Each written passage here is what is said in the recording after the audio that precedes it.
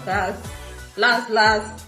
Now everybody go to have breakfast. DJ. Podcast. Last. Now everybody go to have breakfast.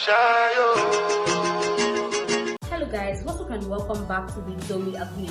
Now in today's video, we are going to be dissecting every aspect of Burna Boy, including how he started, the controversies versus obstacles he has faced, the relationship wahala, and the recent gay allegations.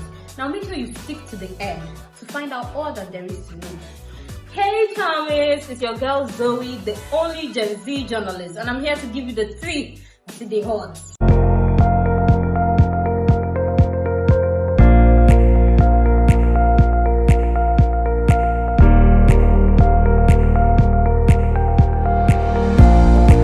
Burna Boy was born in Port Harcourt, Rivers State, on the 2nd of July 1991. So as of the time we're making this video, he's currently 33 years. Now, unlike Davido, who was born with a silver spoon, and unlike Whiskey, who was born with no spoon at all, Burna Boy is safe to say was born with a rubber spoon. Now, his parents were neither poor nor extremely rich. As of the time, the mother was a French lecturer and a translator, while the father managed a welding company. Burna is the firstborn and the only son of two siblings, both girls, Ronami and Mesisi. Who say Odogu no go school? Now, Burna had his primary education in Port Harcourt. Secondary education, he went to Corona Secondary School in Ogun State. Now, when it was time to pursue his first degree, Burna decided to relocate to London. He applied to University of Sussex and got admission to study media tech. Now, when Odogu had relocated and gone to the overseas to pursue his first degree, we back at home were rejoicing, hoping that our son will bring us a degree, only for Burna to be going to parties, clubs, and bars, living life and talking about music, doing music and all that stuff. In an interview, he even revealed that he never went to class, not even for a day. And you would think that it's very common for creative people to be this way. I mean, creative people are not so academic inclined. They want to be free, they don't want to follow the rules and all that stuff. And yes, Burna showed us this. Now, his absence from school led him to dropping out. Burna dropped out from school but didn't want to come back home until unforetold circumstances happened and he had to come back. Now, while Burna was back home, it is expected that African parents would tear their garments, pour ashes on their head and start weeping and lamenting. Oh, my enemies are after me. Oh, they have succeeded, village people. But reverse was the case for Burna Boy's parents. His mom embraced him with open arms and welcomed him back home. The only thing is she insisted that Burna would have discipline and have structure to his life. So yes, in as much as he was back home and didn't want to go back to school, she was not going to watch him sit at home and useless his life. So the mom took him and put him in a radio station where he was interning there. I was like, even if you're going to be a musician, you're going to need some discipline. You need to have a routine of sorts. Now, while Burna was interning in the radio, he didn't let his passion for music just die like that. Burna would leave studio after he's done with his duties in the studio. He would leave and go to a recording studio where he would record, play around with music and all that.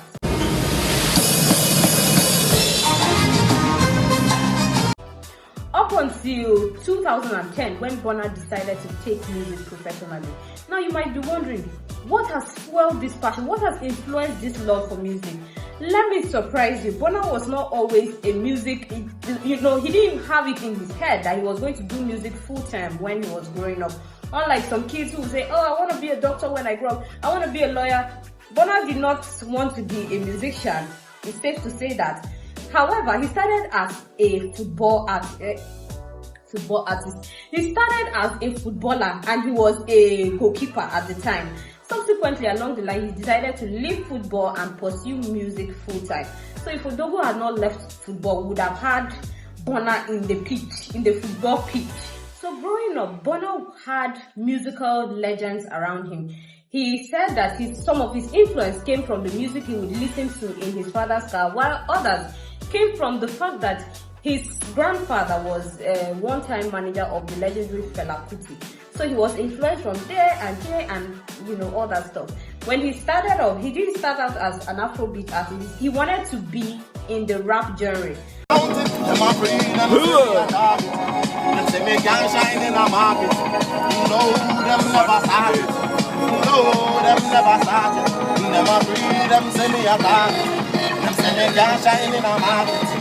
But along the line, he decided to settle, and we're happy to have Burna in the Afrobeat genre.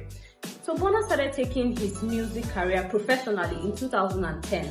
Now, the following year, being 2011, he would release his first mixtape titled Burn It.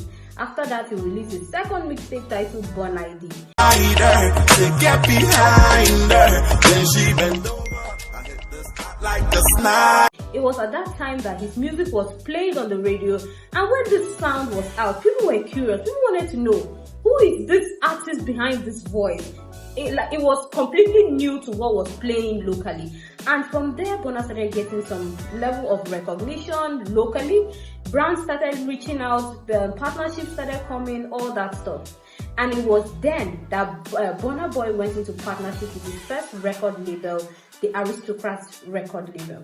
Now, working with them the next year being 2013, Burna dropped his very first music album titled Life. Now, in this Life, he had bangers such as Yawa Deo, and if you never look DJ. You never see landlord, Yawa Deo, and if you never look Yawa Deo, you be for house, you see your.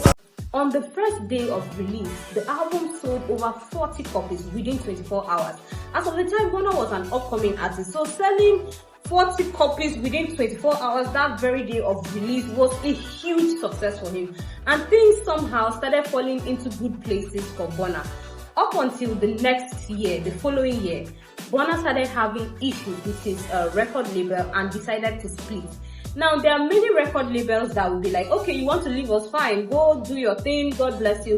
While there are others that will either come for your life or come for your career. And oh yes, the Aristocrats record label allegedly came for Burna Boy's career, spreading malicious rumors and all that stuff. Now, Burna Boy, 8 months after the split, launched his own record label titled Spaceship Entertainment, with his mom as his manager and his sister as his creative director. Now, when Burna Boy made his mom as his manager in 2015, it has not really sat well with fans. People are like, Burna, why are you putting your mother as your manager, mommy's boy, and all that stuff? But let us not forget that Burna Boy's mother has been the backbone of his career right from day one. It was recently reviewed in an interview of how whenever brands came and gave Burna Boy stuff to do for them and paid him, she would double the price to motivate Burna and all that stuff. So yes, Burna has made the mother his manager, and of course, almost his whole family is involved in the record label. Now let me just chip in to say every family has that one person that is going to break the generational curses of the family. Everybody has that one person that is going to liberate the family. Let me know who you think is that person in your family. Moving on, Burna started releasing major hits, major albums, getting Grammys and all that stuff. I would spare you the details of all that Burna has produced over time. You can go check it out somewhere else. I'll spare you the details of his Grammys, his awards, and all that stuff. But Burna is a huge success in the music industry. Burna is a big name. So yes, it is safe to say that Burna's success was not one that happened overnight. It was not one that was given to him on a platter of gold. He worked for it. With the support and love he was getting, he worked to get to where he is today. But let me spare you all the details of that plenty talk. Let's get into the juicy part. His love life. Yeah, how's the love life? Wouldn't you guys like to know? How's the love life? Are you married? I'm not married. You're dating? You'd know if I was married. Hey. I'll post it. Okay. You always post? I don't always post, no. But I mean, marriage. Okay. I'm posting. But you're in a situation. I'm in a relationship. When Burna was ripe and it was time for him to choose a mate, Nigerian ladies had dusted their shoes, put on their best dress, and of course some makeup to spice it up, waiting to be chosen by Odogu. Only for Odogu at that moment to fly all the way to Ghana to meet the British rapper Stefflon Don. They exchanged numbers and got talking. In 2019, it was already on the news that Burna and Stefflon Don were officially dating. Now, when this news broke out that Stefflon Don and Burna was dating, oh my God, I was the one controlling everybody. I was the one advising people that, you know, this love story, this how these things are, because girls were like, Odogo, what is it? What the Nigerian girls do to you people? If you people want to get married, it's either you go to Ghana or you go overseas. What about us? We get Mary Amaka, we get Prayer Warrior, we get one way Sabi Cook, we get all this one. So what is it? I calmed the heat down, and subsequently the ladies accepted their fate and decided to move on. You know, you are still our king. If you are happy, we are happy. Now, these lovebirds were the couple of the internet. Posting here and there, Burna would refer to Stefflon Don as my wife. Stefflon Don will refer to Burna as my husband. Situation with you and Burna, man? Oh my gosh, that's my husband. Like, is it that serious? You think you're gonna get married? Oh, no, we are gonna get married. Are you serious? Oh, sorry. Don't cry. They were that couple that we very much admired. So on the media, they were the best thing that could happen to anybody.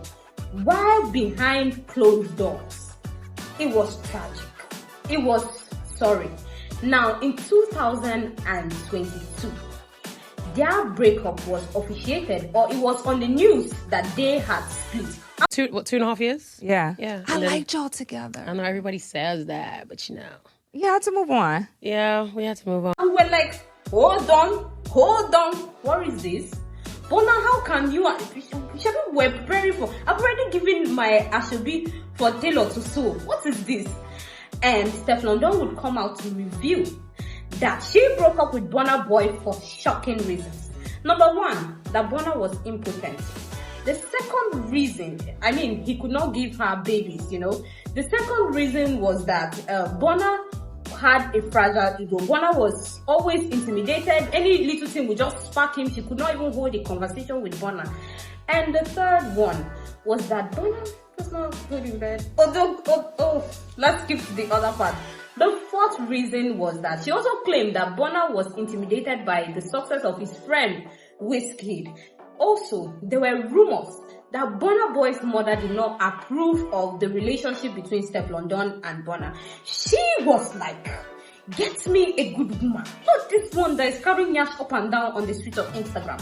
Get me a woman that wraps wrapper around her waist, dressed decently, I can raise babies. Not this one smoking here, bikini there, party here, and all that stuff. But it's just rumors. Now, just when we were thinking, okay, the breakup only touched Stefflon Don and it didn't touch our Odogu. Lo and behold, Odogu dropped a banger. Don't cast, last. Now everybody go to have breakfast. DJ. Don't cast, last.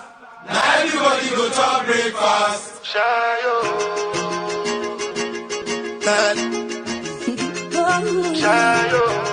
When the whole Burna and Stefflon Don case had died down, because that was the only lady he went public with that he was dating, we took in fresh air, breathed it out, waiting for him to announce something. Only for 2024, this year, a certain lady came out to claim that she was pregnant for Burna, and Burna and his mother threw him out. According to this lady, Burna Boy left her. She was in a 3-year relationship with Burna Boy, and Burna Boy left her or cheated on her with Stefflon Don. Now, while Burna was with Stefflon Don, Burna came back to cheat on her, to cheat on Stefflon Don with her. And this lady would lament and say that, oh, Burna's mom threw her out, although she's a fellow woman like Burna. As a matter of fact, my people, this lady left a whole full scripted content to express how she feels. Let's take a look. When I was pregnant, the mother came and dismissed me.